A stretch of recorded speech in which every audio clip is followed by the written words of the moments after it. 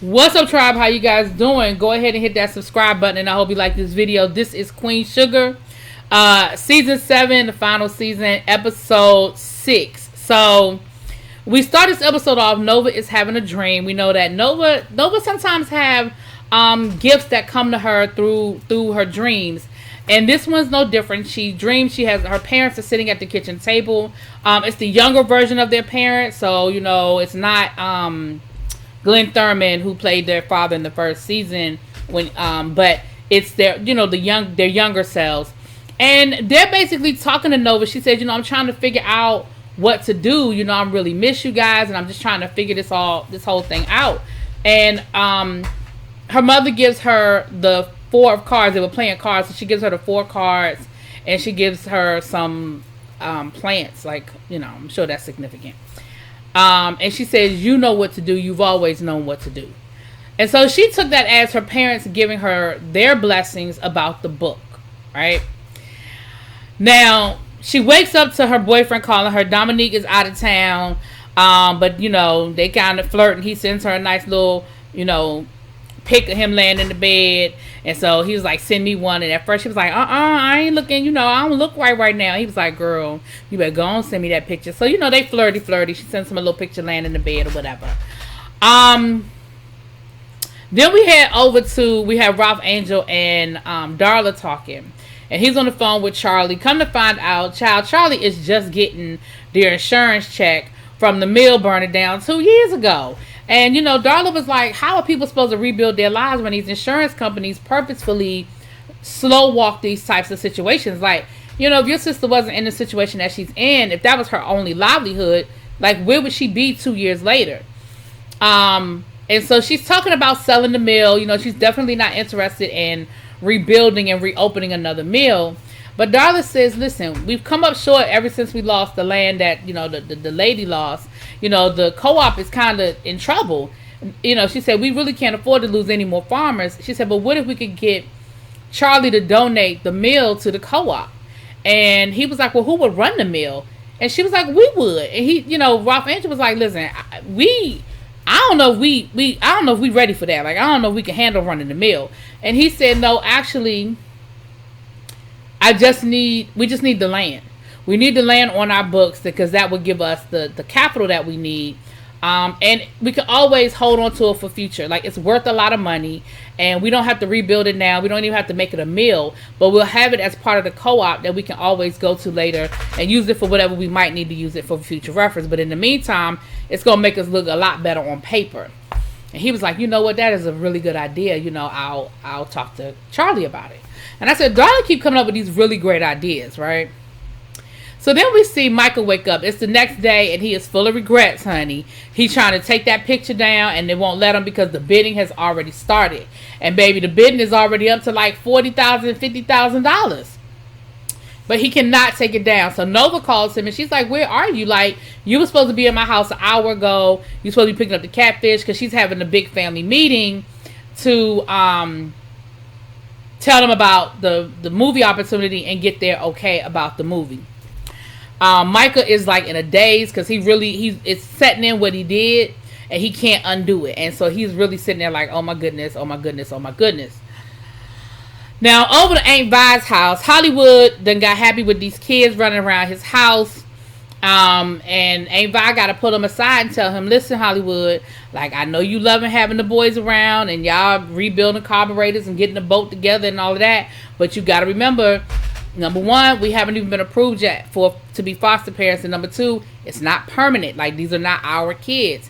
And Hollywood was like, listen, I know, Vi, I get it. But in the meantime and in between time, like, we are, we going to be these great foster parents to these boys. And, we're going to enjoy them while they're here. So they, of course, Joaquin is in I think I called him something else last episode. But they were in the kitchen, of course, he's in the kitchen cooking up. And Aunt Vi's like, oh my goodness, it's so good. And they have this whole feast for breakfast, right? Now, while they're at the breakfast table, the social worker comes through, and she don't look happy. She doesn't look happy. She's got some bad news for them. She said, listen, y'all's application was rejected. Now, everybody's at the table. They sent the boys to their room, but Ralph Angel and Darla and everybody else at the table. And the social worker says, listen, I know y'all are good people. I know this is a good environment for those kids, but the rules are the rules. She was like, the rules are black and white, even though sometimes I understand that there's some gray. Basically, they can't live there. The kids can't live there because of Ralph Angel being a felon. And so, of course, they're arguing with the woman. They're like, listen, he's not, he's changed his life around. He's a pillar of the community. He runs the co-op. He's done this. He's done that. And she said, listen, I get it. I know this is a great place for these boys. But my hands are tied. I got to do what I have to do. She said, listen, at the end of the day, I can get y'all till Monday. Because Ralph Angel was like, well, what if I move out? What if we move out? What'll happen? And she said, well, it's kind of hard to reverse a decision. I can try. I can't guarantee anything. She said, and I can give y'all till Monday, but if he doesn't find a place to stay by Monday, then I gotta take those kids. And so of course, that's a whole thing for them to have to deal with, right? The other thing that happened while they were at breakfast is Darla gets this phone call, and she said, oh, I gotta take this call. It's Blue School. But it wasn't Blue School. It's Corey. It's the dude that assaulted her. And he's calling her. And he was like, yeah, I ran into your girl. And, she telling me some real interesting stories about what you got going on over there. And he said, listen, don't be out here spreading them lies. What happened between us was consensual. I'm a family man now. I'm running for office, and you are not going to ruin it. Now, what I find to be very interesting is Darla ain't called you. Darla ain't said nothing. Darla ain't called the press. She ain't called Good Morning America. She ain't called Oprah. She ain't said nothing. Be your family man and run for office. She ain't bothering y'all. Justice rolled up on her. But anyway, he's threatening her. She was like, listen, don't call this number no more. Leave me alone. And he's telling her, you better not do nothing or you're going to regret it. I was like, here we go with the bull hockey. Now over to Nova's house. Billy comes through. And Nova says, listen, why don't you stay here a while? She's talking about how she's kind of lost now because, Walter's gone. She's like, I haven't talked to him since he left. And she said, well, Nova was like, listen, you just ended a 20-year relationship. It's going to be hard.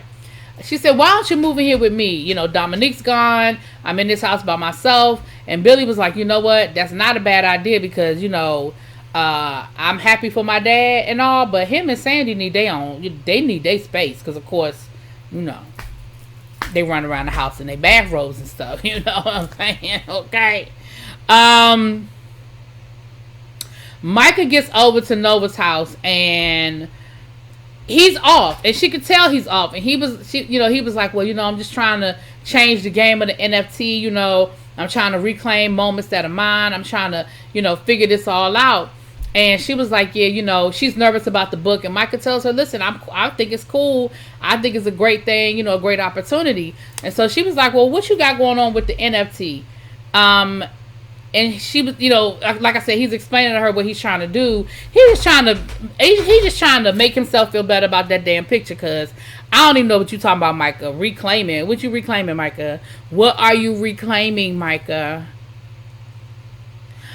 So Micah's like, she's like, well, show it to me. So of course Micah shows it to her, and she is immediately upset. She was like, have you shown your mother this? And he was like, no.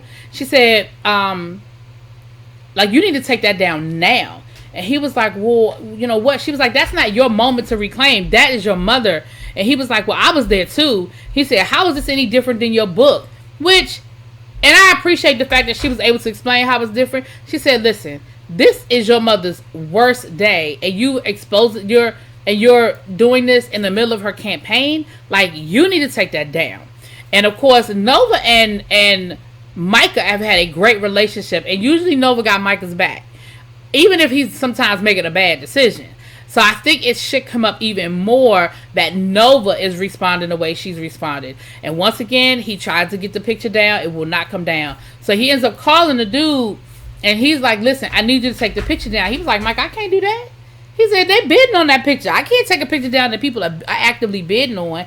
And he was like, that's going to make us look bad. He was like, I really don't give a damn. He said, you're going to be back on the outs. Like, people ain't going to rock with you. He was like, I don't care. I need you to take that picture down. So he says, listen, I try. Like, I ain't promising nothing. I try. But I was like, he ain't going to try.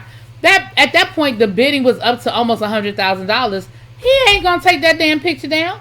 He would be a fool. It's from a business point of view. So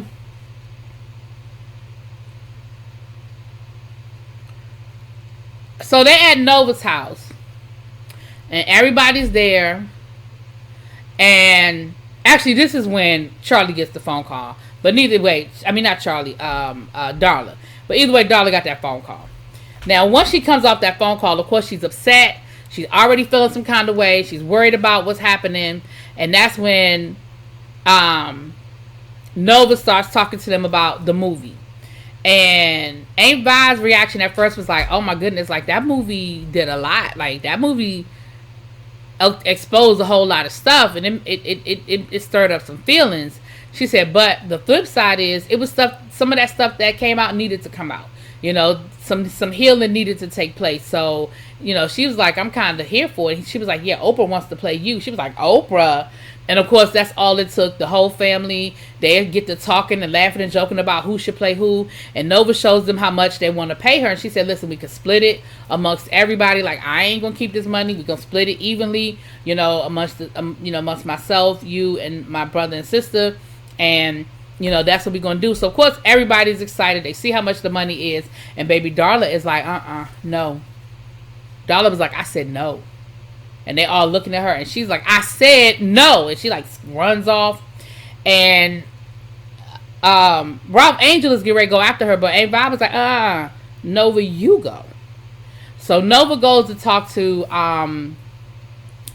her. And she tells her, she said, listen, I relapsed because of that book.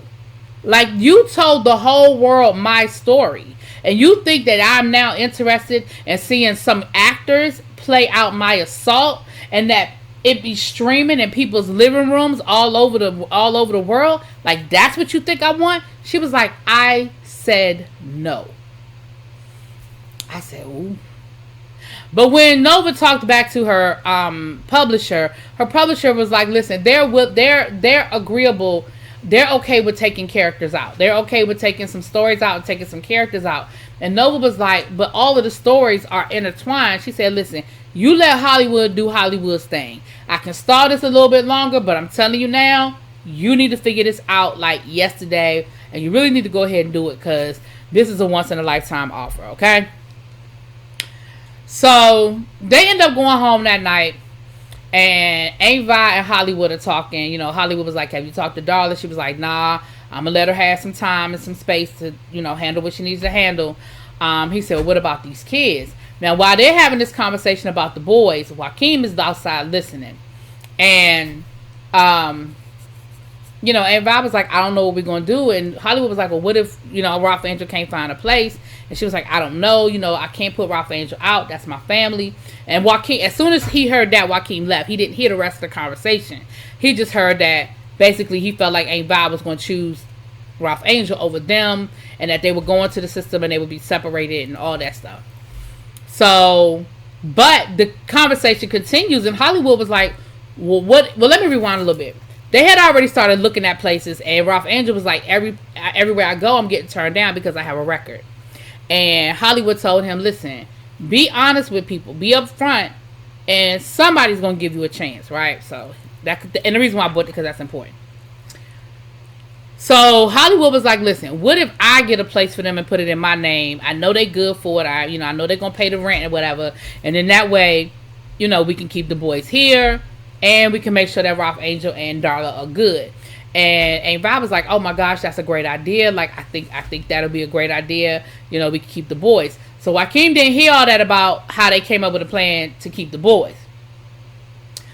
So then we see Micah with down to the NFT place. And of course, the picture sold. He had the single highest sale in the history of the company. And the owner, the person who bought the picture, wants to fly them out. And, you know, he was like, man, you done put us on the map. Like, this is the best day that our company has ever had.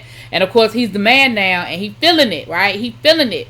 We see him on a little limo on their way to the airplane, and they laughing and joking, talking about everything, and his phone is blowing up. His father's texting him, you know, telling him, how could you do this? Your mom is devastated. Why could you do this to her? His mom is calling. He ain't answering the phone. I said, ooh, Michael. And then come to find out where they had it, California. They on their way to California. So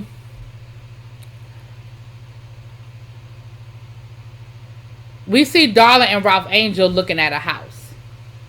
And it's a really nice house. The lady seems really nice that's showing it to them. And the house got everything they need and all that. And Ralph Angel does exactly what Hollywood told him to do. He said, listen, I got to be honest with you. He said I did time, but that's not who I am now. I work. I'm upstanding. I do this. I do that. I'm a father. I'm a husband. He said, and I tell you, we'll treat this house like our own. We won't do anything. We'll be good for it. And she said, my husband did time. And I get it. I understand that, the mistakes you made are not the person you are. And I believe you. I see you got this queen over here talking about Darla. And she was like, so I think you're good for it. Let's go ahead and get this paperwork started. So he was able to get his place following Hollywood's advice without Hollywood having to intervene. Now, Joaquin done packed him and his brother up, and they about to run away in the middle of the day. And who was sitting in the living room waiting for them? Hollywood. And Hollywood told him, he was like, listen, if you want to plan the great escape, you might want to do that at night. Like, the middle of the day probably ain't the time you're going to run out of nowhere. But he says, listen, we worked it out. We're good. Like, we're not letting y'all go anywhere. He was like, I didn't want to go into the system. And she was like, well, you're not. You're not going into the system. Like, we got you. When I make a promise, I'm telling you I'm good for it. Now, the problem is, Hollywood, you can't be necessarily good for it because the woman said that she would try. She didn't say she could. So, I mean, I get it. But, anyway. So, Nova and Billy are getting to know each other. Billy done moved in, honey. And Nova done talked Billy into going down to the bar to have some drinks, honey. And the trombone player or the trumpet player is flirting with Billy. And Nova telling her, go and get you a piece. Like, and come to find out, Billy ain't been with nobody in the last 20 years except for Walter. And Walter was the first guy she been with after the whole Jimmy Dean situation. So basically, that's really the only one. And Nova, I know Nova, she got a whole list. And Nova was like, you need to go on and get you some. Like, you need to go home with him tonight and go on and let him break you off a little something. So then she starts talking about Nova's first crush when they were in high school. And she looks the girl up and finds, I guess, her Instagram or her Facebook or whatever. So here Nova go again. She lusting, looking at the picture, going, oh my goodness, oh my goodness. I said, here we go with that daggone Nova and her hotels, child. And then we see Hollywood talking to the boys at the boat and going north, going up north and keeping their eyes focused and keeping their eyes on the prize, yada, yada, yada. But we just have a moment with him and the boys and they working on this boat, child. True North is the name of the boat. Then we see Darla ends up getting another phone call. And the dude was like, we see them moving in their house and then she gets a phone call. And this time he was like, yeah, I read this book, Blessings. He was like, and it's lies that you telling. And let me tell you now, you're not going to ruin my life. You're not going to tell these lies. And ain't nobody going to believe no crackhead, over me. And, of course, Darla is shook again. Now, Darla, listen. I know you don't want Ralph Angel to go back to jail, baby. But you need to let Ralph Angel know about these phone calls. Because this man is just straight up threatening you. You told him not to call you no more. He keep calling you, okay? Anyway, that was the episode. Y'all let me know what y'all think. I'll talk to y'all later. Peace.